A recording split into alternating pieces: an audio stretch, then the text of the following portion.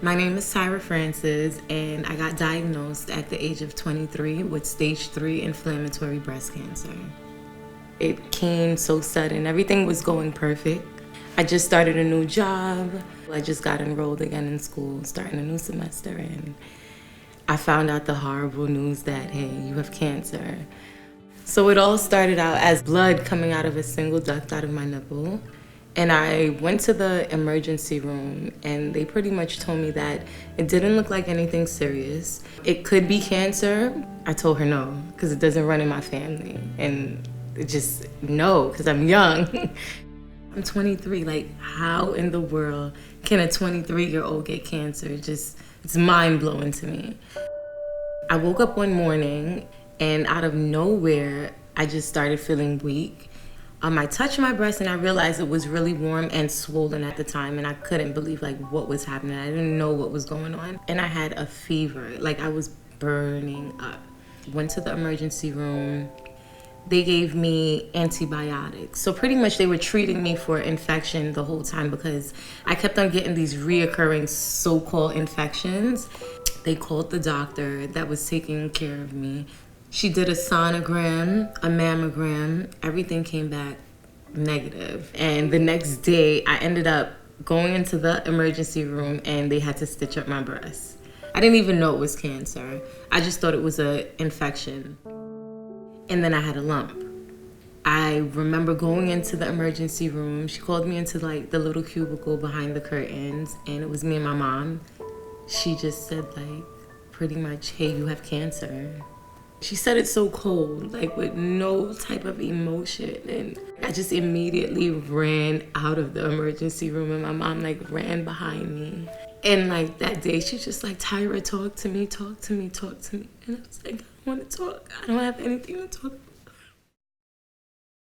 about. It was an aggressive type of cancer called inflammatory cancer, and it needed to be treated right away. I had to do chemo immediately. I lost all my hair, I lost my eyebrows. I was just transforming right before my eyes. It was just too much. I didn't feel like I could handle it. I felt ugly, I felt insecure. I felt like people would judge me. I felt like I was alone.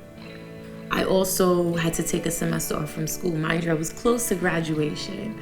My life was just crumbling right before my eyes. I wanted to give up. I didn't want to hold on any longer. I did.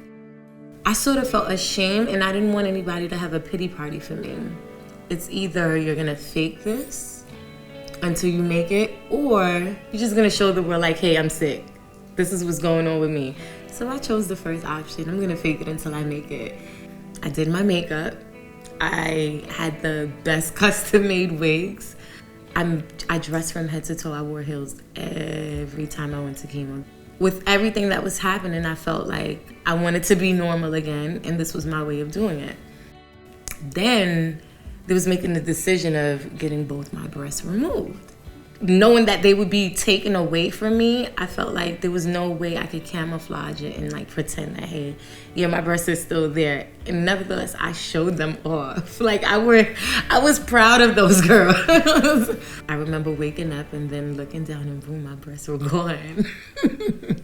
But luckily, I did get the immediate breast reconstruction. I was a candidate for that. It was something to get used to. Of course, everything wasn't smooth sailing. I was getting depressed. I was just digging myself into a hole pretty much. And I said, you know what? I'm wasting time. Why not take online classes? Kill some time while you're going through treatment. And I got all A's. I ended up graduating in the midst of all of this.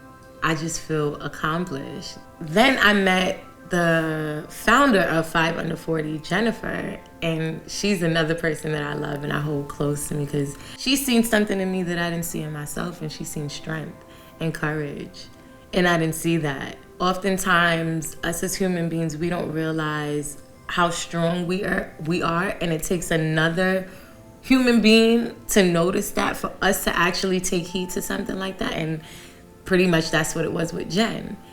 I remember questioning God about this whole situation. I was angry with him. I questioned him. I started to lose faith. I felt like he no longer loved me.